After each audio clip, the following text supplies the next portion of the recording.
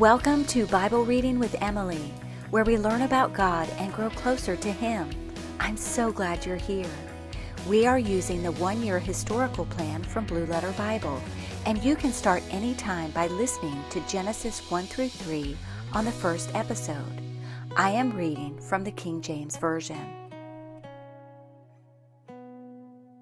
Genesis 41 through 42, Chapter 41.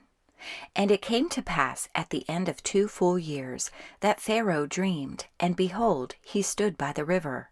And behold, there came up out of the river 7 well-favored kine and fat-fleshed, and they fed in a meadow. And behold, 7 other kine came up after them out of the river, ill-favored and lean-fleshed, and stood by the other kine upon the brink of the river.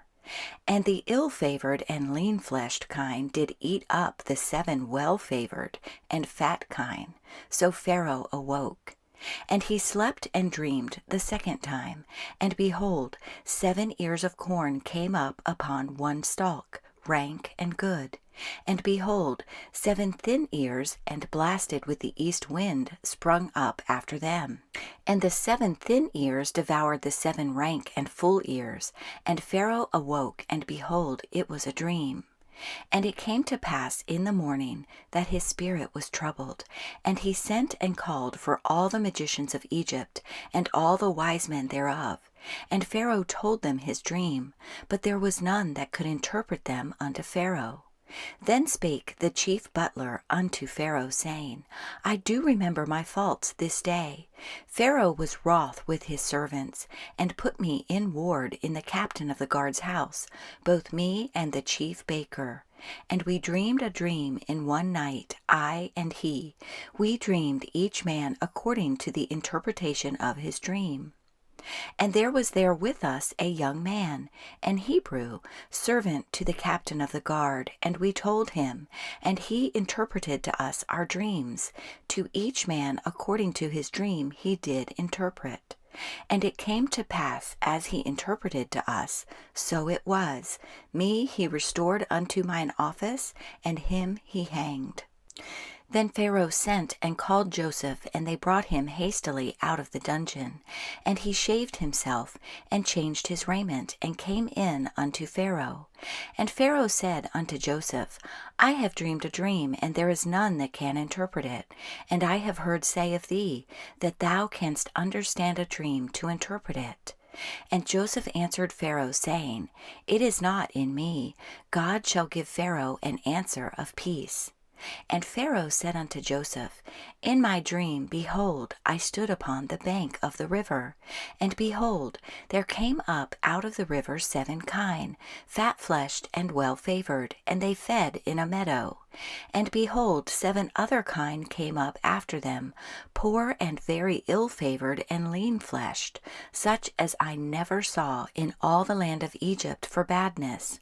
And the lean and the ill-favored kine did eat up the first 7 fat kine.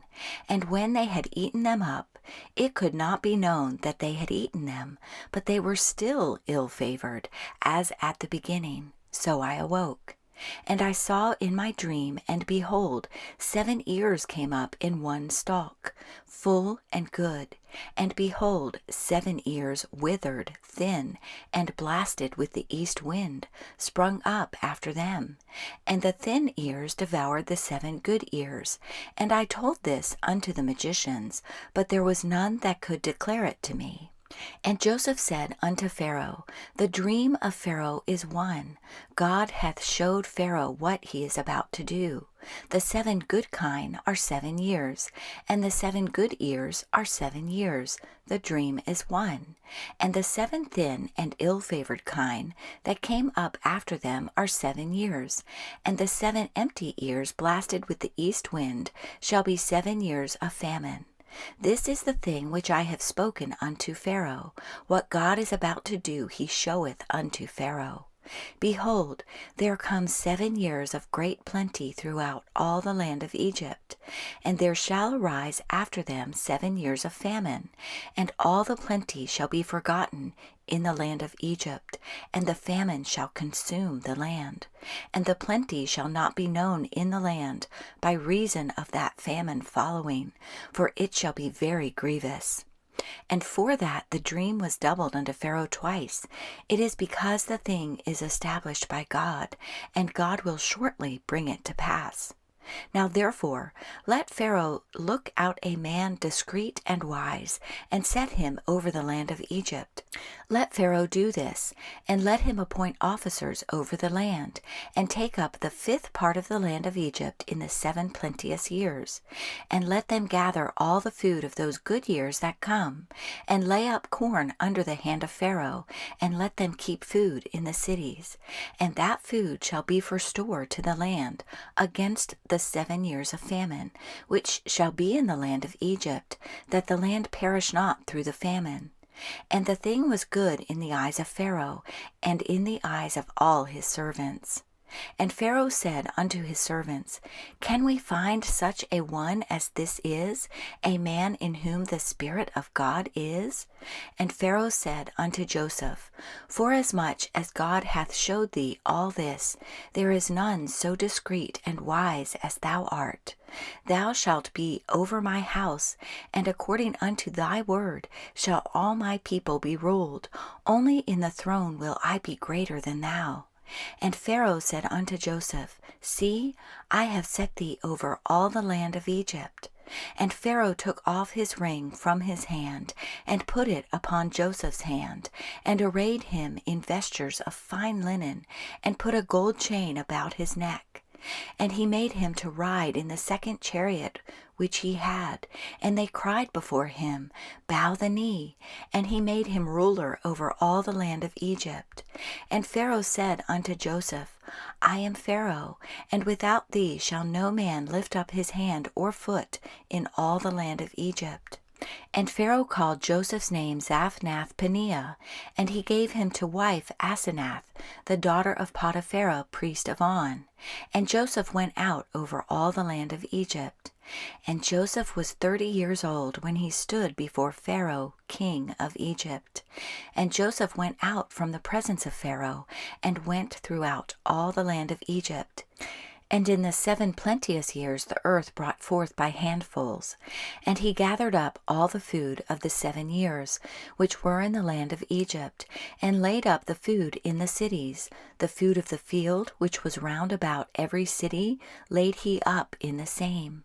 And Joseph gathered corn as the sand of the sea, very much, until he left numbering, for it was without number. And unto Joseph were born 2 sons before the years of famine came, which Asenath the daughter of Potipherah, priest of On, bare unto him. And Joseph called the name of the firstborn Manasseh, for God, said he, hath made me forget all my toil, and all my father's house. And the name of the second called he Ephraim, for God hath caused me to be fruitful in the land of my affliction. And the 7 years of plenteousness that was in the land of Egypt were ended, and the 7 years of dearth began to come, according as Joseph had said, and the dearth was in all lands, but in all the land of Egypt there was bread. And when all the land of Egypt was famished, the people cried to Pharaoh for bread. And Pharaoh said unto all the Egyptians, Go unto Joseph, what he saith to you, do. And the famine was over all the face of the earth. And Joseph opened all the storehouses, and sold unto the Egyptians. And the famine waxed sore in the land of Egypt. And all countries came into Egypt to Joseph for to buy corn, because that the famine was so sore in all lands. Chapter 42. Now when Jacob saw that there was corn in Egypt, Jacob said unto his sons, Why do ye look one upon another?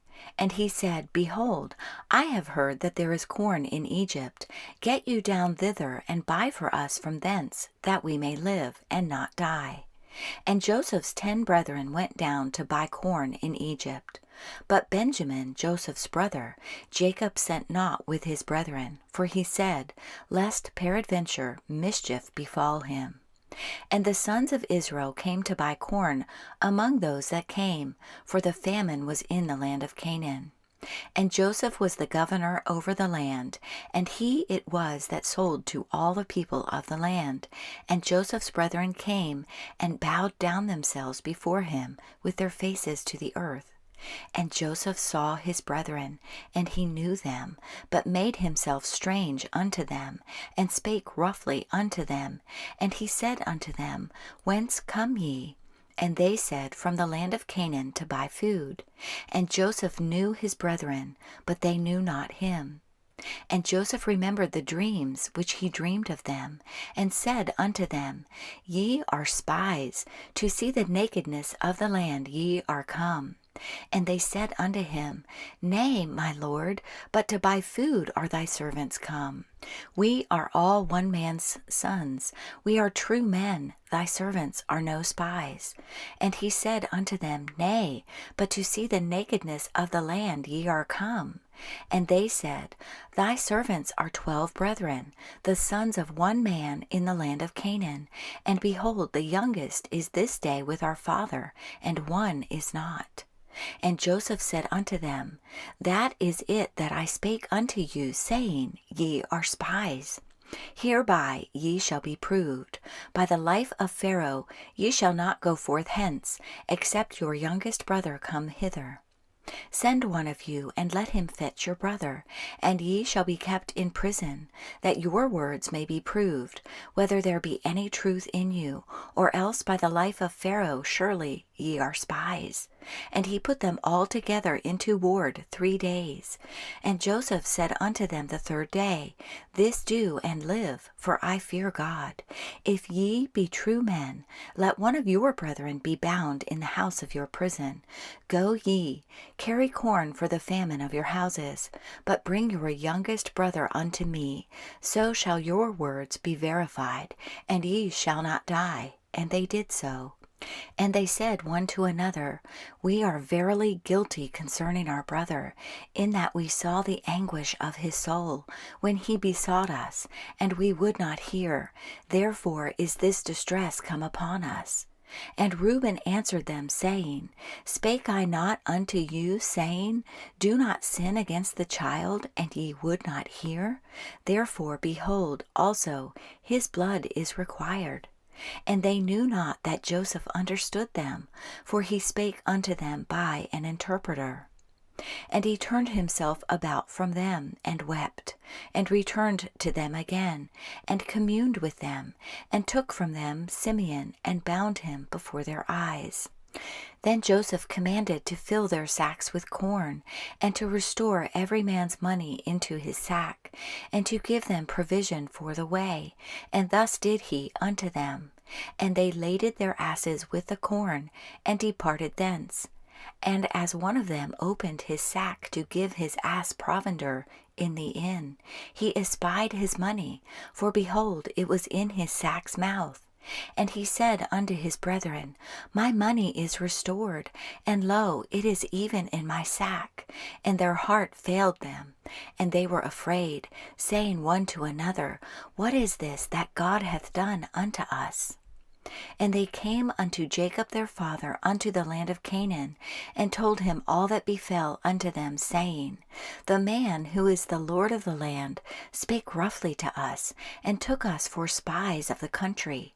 And we said unto him, We are true men, we are no spies. We be 12 brethren, sons of our father, one is not, and the youngest is this day with our father in the land of Canaan. And the man, the Lord of the country, said unto us, Hereby shall I know that ye are true men. Leave one of your brethren here with me, and take food for the famine of your households, and be gone. And bring your youngest brother unto me. Then shall I know that ye are no spies, but that ye are true men. So will I deliver you your brother, and ye shall traffic in the land. And it came to pass, as they emptied their sacks, that, behold, every man's bundle of money was in his sack. And when both they and their father saw the bundles of money, they were afraid. And Jacob their father said unto them, Me have ye bereaved of my children. Joseph is not, and Simeon is not, and ye will take Benjamin away. All these things are against me. And Reuben spake unto his father, saying, Slay my 2 sons, if I bring him not to thee. Deliver him into my hand, and I will bring him to thee again. And he said, My son shall not go down with you, for his brother is dead, and he is left alone. If mischief befall him by the way in the which ye go, then shall ye bring down my gray hairs with sorrow to the grave.